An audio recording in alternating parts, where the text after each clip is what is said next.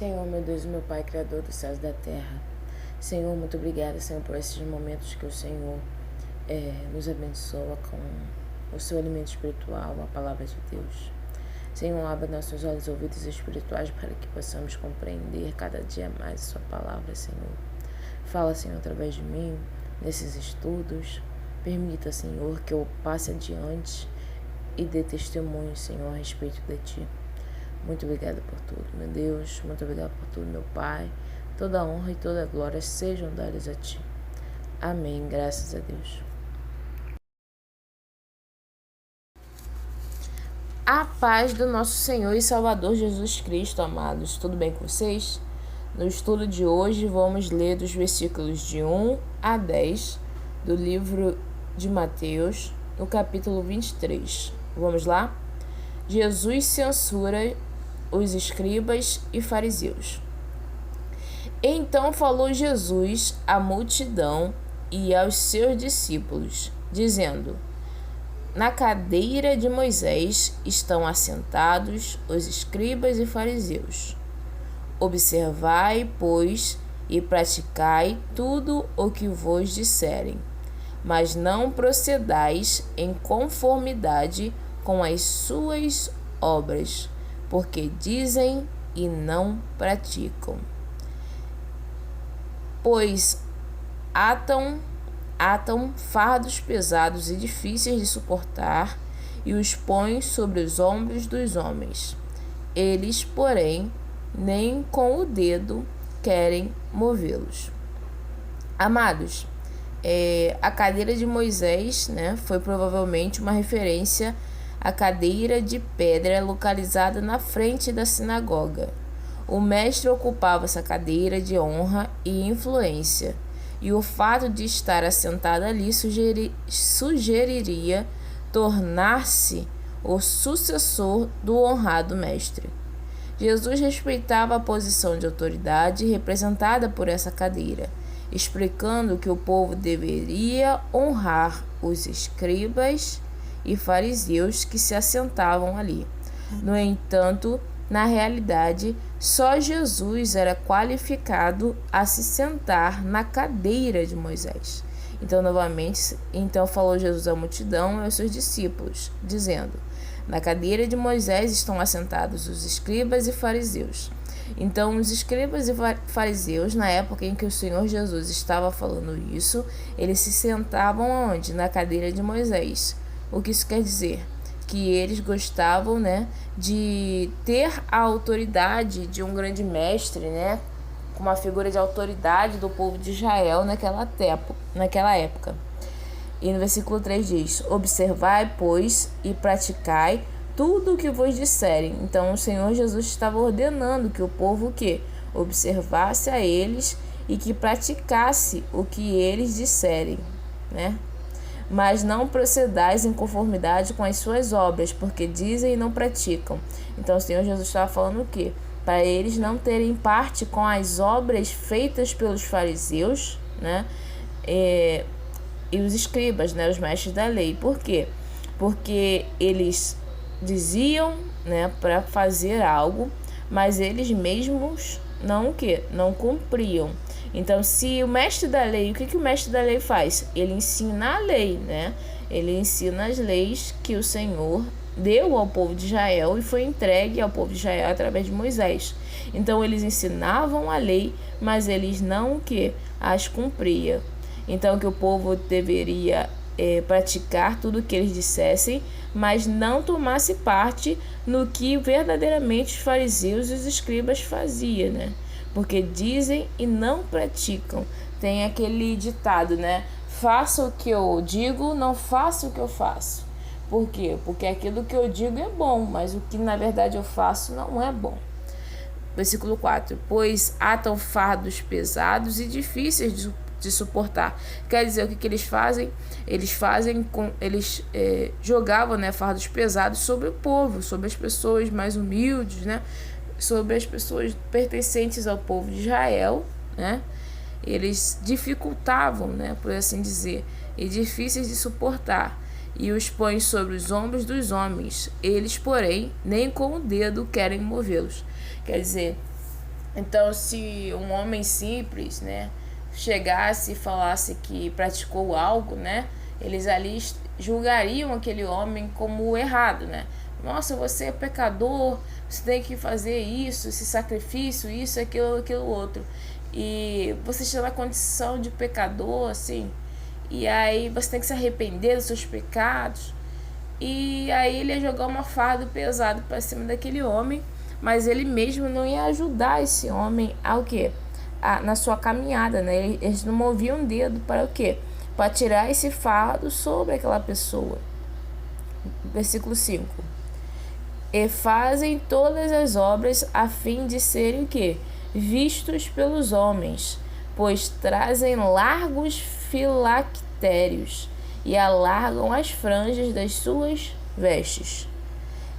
Os filactérios, caixas de couro, contendo a escritura escrita em pequenos rolos, eram usados no braço esquerdo e na testa pelos homens judeus, prática adotada até hoje pelos judeus ortodoxos. Alguns desses líderes religiosos transformaram aquilo que deveria ser um lembrete pessoal das palavras de Deus em um espetáculo público para chamar a atenção à suposta devoção espiritual deles. Amado, lá em Números 15, 37 até 41, fala sobre, né, os pingentes das capas que representavam o uso para que os israelitas lembrassem dos mandamentos do Senhor e o que? E os praticassem, né? Dá uma lida lá, nos capítulo 15, versículos de 37 a 41, né? E em Mateus 6, 1, diz que não se deve praticar o que? Os deveres religiosos em público a fim de serem vistos.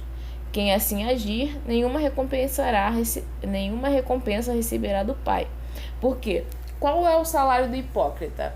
O hipócrita é aquela pessoa que pratica algo, né, por fora, para ser visto, mas não verdadeiramente o que? Acredita naquilo. Por exemplo, uma pessoa que ajuda uma outra pessoa, o próximo, mas o único desejo dele é parecer bonzinho, né? Para que as outras pessoas pensem, nossa, ele é bonzinho, ele ajudou aquela pessoa. Ele não ajudou a pessoa verdadeiramente porque tinha o desejo de ajudar. Ela ajudou para que as outras pessoas soubessem que ele a ajudou e assim as pessoas admirassem a ele. Então, quando ele ajuda uma pessoa, ele faz questão que todas as pessoas saibam que ele está ajudando. Por quê? Porque o desejo dele não é ajudar. O desejo dele é ganhar fama pela bondade que ele praticou. Então, o salário do hipócrita é ser visto. Então, se o hipócrita vai lá e faz algo para ser visto e ele é visto, então o salário dele já foi pago. Por quê? Porque ele desejava que as pessoas o vissem e os viram, né?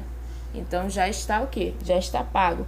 Então o Senhor Jesus ensinou que não se deve praticar os deveres religiosos em público a fim de ser visto como um bom homem, como um bom religioso, como um bom praticante, como um servo de Deus. Então você não pratica as coisas de Deus só para que as pessoas vejam você e achem, nossa, esse homem é santo, entendeu? Quem assim agir, nenhuma recompensa receberá do quem? Do Pai, né? De Deus. Em Deuteronômio 6:8 diz assim: amarrem essas leis nos braços e na testa, para não as esquecerem. Quer dizer, para não esquecerem que as leis que o Senhor tinha entregado ao povo. Mas eles, ao invés de usarem essas leis no braço e na testa, para o quê? Para não esquecer, eles passaram a usar o quê? Para mostrar, né? Para chamar a atenção, né? A suposta devoção espiritual deles, quer dizer, para chamar a atenção para as pessoas acharem, nossa, como esses homens são santos, como eles seguem bem a lei do Senhor, né? Então a interpretação, né, que eu vejo mas de nada adianta lembrar dos mandamentos do Senhor, saber cada palavra, se o quê? Se esses mandamentos não estiverem gravados o quê? No seu coração, na sua mente, e não os praticarem, né? Então o que adianta essa pessoa ter gravado no braço, na testa, ter por fora se aquele mandamento não chegou no seu coração e você não verdadeiramente compreendeu, não praticou ele. Porque se os mandamentos do Senhor tivessem sido compreendidos por essas pessoas, os fariseus, os mestres da lei, os líderes religiosos, né, que faziam essas coisas, praticavam as coisas em público só para aparecerem, esses homens não foram tocados verdadeiramente pela palavra de Deus. Eles nunca foram servos fiéis do Senhor. Porque se eles fossem, se eles temessem a Deus, se eles verdadeiramente praticassem as obras, né, o fruto das obras, né, dessem frutos à obra de Deus, verdadeiramente crescem no Senhor, né, eles não fariam essas coisas mais. Como? Praticar coisas que não convém, né, não praticavam a lei, né, só mandavam as pessoas praticar, mas eles mesmos não praticavam, né, jogavam cargas pesadas sobre o próximo deles, mas não ajudavam o próximo a carregá-los, né? Porque amar o seu próximo como a ti mesmo. Se você está em dificuldade, você o quê? Você gostaria que alguém te ajudasse, que alguém fosse lá e te desse uma mão amiga. Mas aqueles líderes não, eles jogavam a carga sobre o outro e se vira, entendeu? Eles jogavam cargas pesadas nos outros, mas não ajudavam os outros. Continuando a nossa leitura, versículo 6 agora. E ama os primeiros lugares nas ceias e as primeiras cadeiras nas sinagogas.